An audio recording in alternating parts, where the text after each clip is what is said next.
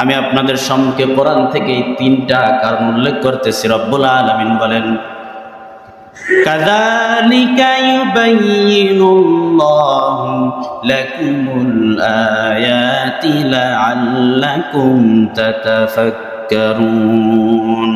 আমি আল্লাহ রাব্বুল আলামিন এজন্যই মাঝে মাঝে আমার নিদর্শন বয়ান করি, যাতে করে তোমরা এই নিদর্শন নিয়ে চিন্তা গবেষণা করতে পারো।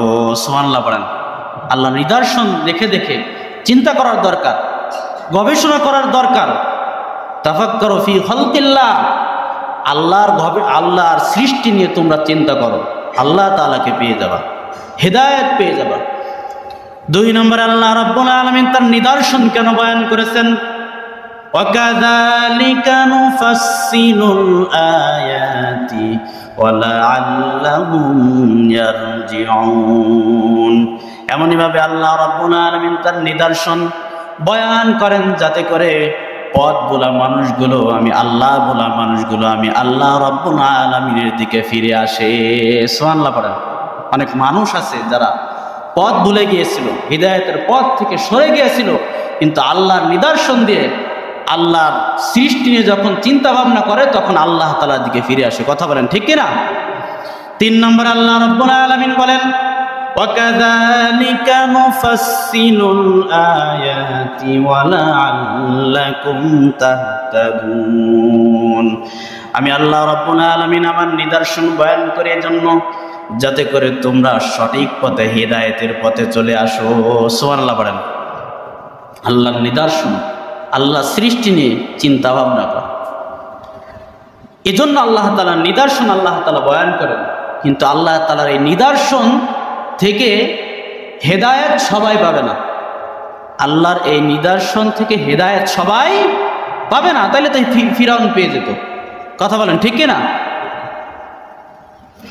আল্লাহ তাআলার নিদর্শন থেকে হেদায়েত কারা পাবে? আল্লাহ তাআলা কোরআন সাক্ষী দিয়ে দেয়। রব্বুল আলামিন বলেন, ইন্না ফি যালিকা লাআয়াতাল লিল মুমিনিন। এই কোরআনের মাঝে, নিদর্শনের মাঝে হিদায়াত তাদের জন্য রয়েছে যারা আমি আল্লাহ রাব্বুল আলামিনের প্রকৃত ঈমানদার বান্দা হবে। সুবহানাল্লাহ পড়েন। কারণ ঈমানদার বান্দা, প্রকৃত যারা ঈমানদার বান্দা, তাদেরকে যখন আল্লাহর কথা দিয়ে কথা শোনানো হয়, তখন যতই কষ্ট হোক না কেন, দল ছাড়তে হলেও, মা বাপ ছাড়তে হলো, এলাকা ছাড়তে হলো, তারা এই কোরআনের উপরে বিশ্বাস করে তারা আমল শুরু করে দেয়। কথা বলেন ঠিক কিনা? আর যারা পরিপূর্ণ ঈমানদার নয়, কোরআন থেকে উপদেশ দেবেন কিন্তু দল ছাড়তে পারবে না, কোরআন থেকে উপদেশ দেবেন কিন্তু মা বাপ ছাড়তে পারবে না, কোরআন থেকে উপদেশ দেবেন কিন্তু জাতি ছাড়তে পারবে না, কোরআন থেকে উপদেশ দেবেন কিন্তু ইসলামের জন্য এলাকা ছাড়তে পারবে না। কথা বলেন আছে না নাই?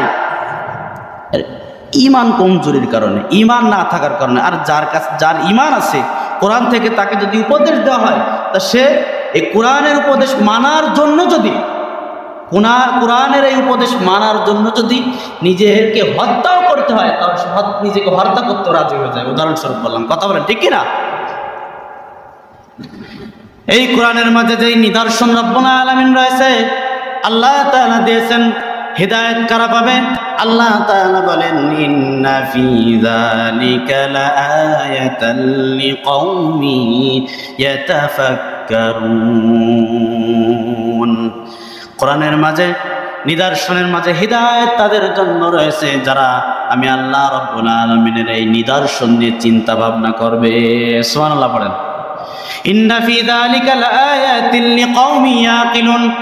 নিদর্শনের মাঝে হিদায়াত তাদের জন্য রয়েছে, রব্বুল আলামিন বলেন, যারা জ্ঞান সম্পন্ন মানুষ। সুবহানাল্লাহ পড়েন। এজন্য এরাই, এক একটি বললে অনেকগুলো বলা যাবে, কোরআনের একাধিক আয়াত, একাধিক অংশ এভাবে এসেছে। এজন্য কোরআনের এই নিদর্শন থেকে যদি আমাদের হিদায়াত পেতে হয়, তাহলে আমাদেরকে 1 নম্বরে পরিপূর্ণ পাক্কা ঈমানদার হতে হবে। কথা বলেন ঠিক কিনা?